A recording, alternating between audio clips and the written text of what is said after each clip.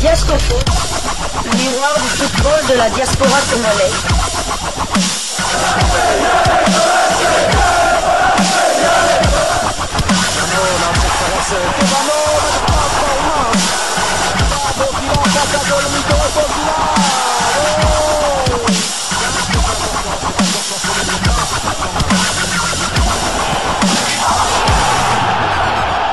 Diasco Foot, le miroir du football de la diaspora congolaise. Vous êtes sur Diasco Foot, le miroir du football de la diaspora congolaise. Diasco Foot vous dit bonjour, tout le plaisir est pour nous de vous retrouver, mais surtout de savoir que vous êtes nombreux en train de suivre votre chaîne YouTube dédiée uniquement aux footballeurs de la diaspora congolaise. C'est l'heure de partager avec vous quelques news que nous avons pu récolter pour vous, des news concernant la tanière des léopards de la République démocratique du Congo, et cela dans le cadre de cette deuxième livraison sportive de ce mercredi 25 septembre 2024. Une livraison qui nous emmène à faire une réflexion, une petite analyse objective comme à notre habitude concernant des possibles renforts dans la tanière. Faudrait-il définitivement tourner la page de Stephy Mavididi et Aaron Bissaka, tous deux joueurs évoluant en première ligue anglaise, championnat anglais de première division? En effet, cela fait des années que les noms de ces deux binationaux anglo-congolais sont cités comme d'éventuels renforts pour la tanière des léopards. On pensait même que les deux dénouements étaient tout proches, mais force est de constater que ces deux joueurs se tâtent encore. Doit-on continuer à leur courir après? C'est une question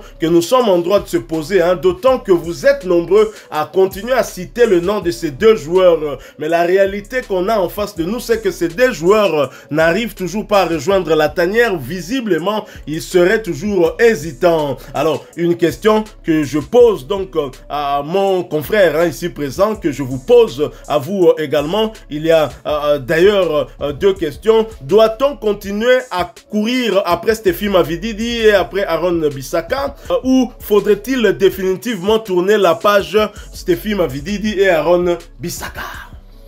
Ouais, moi j'aimerais répondre par oui, parce que bon, c'est vrai que ça fait des mois et des mois que les deux joueurs leur nom est souvent cité parmi les probables renforts de l'équipe nationale de la RDC. On se souvient que à la fin de l'année, Sébastien Le Sabre était parti du côté de l'Angleterre. Il avait assisté à quelques matchs, notamment à celui de Manchester United. Ensuite, Wan-Bissaka est venu pendant un mois, il a passé tout un mois du côté de Kinshasa. Il a même assisté au match entre la RDC et le Togo, si mes souvenirs sont bons, au stade des Martyrs. Là, on se dit que bon, c'est une question de jours et de minutes. Certains aussi avaient dit qu'ils seront là sans faute au mois de septembre. Le mois de septembre touche à sa fin et on n'a toujours pas vu Stephy Mavididi et Aaron Wan-Bissaka. Moi, je me pose la question, je me dis, s'ils hésitent, qu'est-ce qui serait mieux demain pour rejoindre la tanière qui ne l'est pas encore aujourd'hui? Et je me dis pareillement, est-ce que ces deux joueurs réellement attendent toujours... Bon, c'est vrai que Gareth Southgate a été remplacé du côté des Three Lions de l'équipe nationale anglaise. Espère-t-il que le nouvel entraîneur de l'équipe nationale anglaise fasse un pas vers eux et les sollicite? Je ne sais pas, mais je dirais quand même Wan-Bissaka, tous les deux joueurs ont déjà 26 ans, bien que Wan-Bissaka aura 27 ans le 26 novembre. Wan-Bissaka, quand il était un titulaire pratiquement indiscutable du côté de Manchester United, il n'a jamais fait partie des plans de Gareth Southgate. Écoute, il a boulté à garer même en Ligue nationale. Voilà, donc ça n'a jamais traversé l'esprit de mettre Aaron Wan-Bissaka. Donc moi je me demande vraiment si réellement qu'est-ce qu'il attend. Stephy Mavididi, pareil, c'est vrai qu'il a brillé la saison dernière avec Leicester, il a contribué quand même à la montée de ce club du côté de la première ligue, bien que cette saison il était pas titulaire en début de saison, mais quand même, ces 2 derniers matchs, il a commencé des bons matchs. Et d'ailleurs, il avait même marqué le week-end dernier un but pour Leicester. Donc, je me pose la question quand même, qu'est-ce qu'ils attendent? Qu'est-ce qu'ils attendent pour rejoindre la tanière? Alors, si pour Aaron Bissaka, ce n'est peut-être pas urgent avec la présence d'Axel Tuanzebe qui assure du côté droit de la défense RD congolaise. Pour Stéphie Mavididi, par contre, le besoin pourrait peut-être se ressentir au vu de ses qualités avec l'absence de Yohan Wissa. D'ailleurs, vous étiez nombreux à réagir au cours de ce sujet que nous vous avions proposé le 20 septembre dernier. Qui pour remplacer Yohan Wissa lors des 3e et 4e journées des éliminatoires de la CAN 2025. En effet, vous le savez, Yohan Wissa s'est blessé lors de leur déplacement du côté de Manchester City, où il avait d'ailleurs inscrit le but le plus rapide, je pense, j'espère que c'est le plus rapide. C'était à la 22e seconde, l'ouverture du score contre Manchester City qui égalisera et qui prendra le dessus grâce à Erling Haaland, mais il a été blessé par le milieu de terrain croate Mateo Kovacic.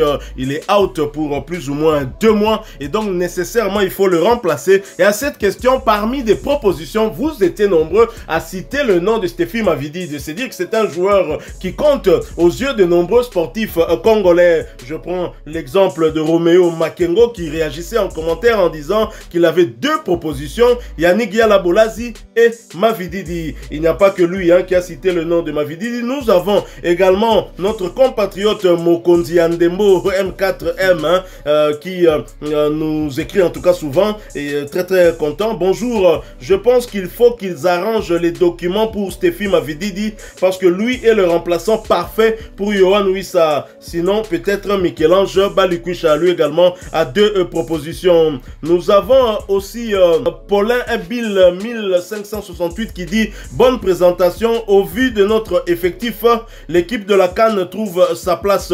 Diangana, Katon Passon dans la philosophie et discipline de jeu. Je suis tenté d'avoir un Mavididi qui est plutôt décisif dans la finition. » Donc voilà, c'est très clair que vous êtes nombreux à citer le nom de Stéphie Mavididi, surtout par rapport à ce forfait que nous avons de Yohan Wissa qui est un ailier. Mavididi peut suppléer, évidemment un ailier souvent peut toujours jouer du côté gauche et du côté droit, et c'est un ailier qui évolue tout comme Yohan Wissa en première ligue anglaise. Donc un joueur important, mais il est hésitant. Aaron Bissaka hésitant. Alors doit-on continuer à les attendre ou bien mettons une croix dessus, et si un jour ils sentent qu'ils peuvent venir, en ce moment-là ce sera à eux de contacter le sélectionneur manager Sébastien Desabre. Tout à fait, exactement, vous faites bien de le souligner.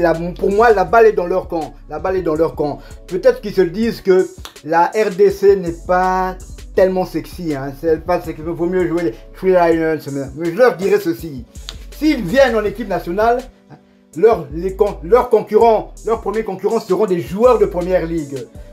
À droite, Wan Bissaka, son concurrent majeur sera Axel Tuanzebe, qui est titulaire indiscutable du côté de Ipswich en première ligue anglaise, tout comme Bissaka à West Ham. Et si Mavididi vient en équipe nationale, son premier concurrent sera Yohan Wissa. Car Yohan Wissa, dans la tanière, il joue comme ailier gauche. Et son concurrent premier sera Yohan Wissa. Mais si on met de la balance entre Yohan Wissa et Mavididi, même en termes de leur performance en première ligue, il n'y a pas photo. Il n'y a pas photo, il n'y a pas match. Donc, si dans leur tête, ils se disent que la RDC est à moins genre, ils doivent se dire, est-ce que Ngai a Wan Bissaka Nakotia, Tuanzebe, joueur, Basopaka pas battu la première ligue. Ngai, Wan Bissaka n'a sûr Nakotia, Tuanzebe n'a bon. C'est une question à se poser. Pas sûr.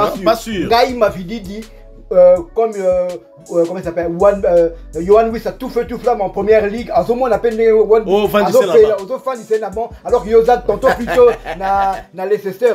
Il faut rester sérieux. Moi je pense que la balle est dans leur camp. Je pense pas que Sébastien Desabre fera encore le pas d'aller les chercher ou pas, parce que le train Sébastien Desabre ne serait pas en tout cas pressé à l'idée. Il n'y a pas urgence. Le train est en marche, il avance, et maintenant voilà, s'il s'arrête, vous montez. Si vous ne montez pas, tant pis, maintenant on continue vers la destination Maroc et États-Unis, Canada et Mexique. Mais attention, parce qu'avec la méthodologie Sébastien Desabre, on n'a pas vu Ngalael Moukau et Nathanaël Mboukou venir, alors que leur procédure de changement de nationalité avait déjà été effectuée. Sébastien Desabre za Namakambu. Donc, Hermo Kabo. Pour nous, en tout cas, hein, c'est comme si ces joueurs-là sont encore hésitants. Bon. Tant mieux ou tant pis, on verra un peu la suite. Donc voilà, nous sommes arrivés à la fin de cette analyse, hein, une analyse qui n'est bien évidemment pas terminée parce que nous attendons que vous puissiez l'enrichir en commentaire. Ça pourrait nous pousser, pourquoi pas, à faire un deuxième épisode. Mais j'aimerais quand même faire un clin d'œil à un de vous. Hein. J'espère qu'il est abonné. En tout cas, il nous a écrit en commentaire un message plutôt personnel que je vais lire. Il s'agit de Jonathan Ewalia. Jonathan Ewalia, merci pour votre message, votre commentaire. Hein. Une très belle émission, mais si je fais un constat amer, nous les fans de Diasco, nous avons besoin juste d'une émission pour nous faire un peu du bien et connaître vos noms. C'est Jonathan Ewalia. Bon, j'ai pas très bien compris. Une émission, si connaître nos noms, en tout cas, on le donne. Hein. C'est vrai que lors de la présentation, on ne donne pas nos noms, mais je pense que ceux qui ont l'habitude de nous suivre savent maintenant que moi, c'est Dodi. Hein. C'est Dodi qui vous parle, hein, Dodi l'Obscène. Et vous avez Gino de ce côté-là. Vous pouvez même le voir sur sa page Facebook avec sa photo de profil de Diasco Foot. Tout de suite, vous comprenez qu'il s'agit de lui. Ah, bon, maintenant, si vous voulez chercher, nous sommes peut-être des fantomas, mais au moins, nous avons des noms. Nous avons des noms des compatriotes congolais comme vous. En tout cas, on s'est présenté. On a donné les noms, chers amis, Jonathan Ewalia. Et merci, hein, parce que vous dites très bien que vous êtes fan. Et nous sommes très, très heureux que vous soyez là, que la famille soit encore beaucoup plus grande pour nous permettre de bien aider notre football à mieux se développer. Voilà, si vous avez aimé ce sujet, laissez-nous un maximum de j'aime, partagez avec vous en commentaire votre point de vue, abonnez-vous sur cette chaîne Diasco Foot parce que nous sommes le miroir du football de la diaspora congolaise. N'oubliez pas d'activer la petite cloche de notification histoire de ne plus rien manquer des prochains sujets que nous allons vous proposer. Encore une fois, merci à vous avec espoir de vous retrouver bientôt dans un autre sujet d'actualité. En attendant, portez-vous bien, Diasco Foot vous dit au revoir. Ouais,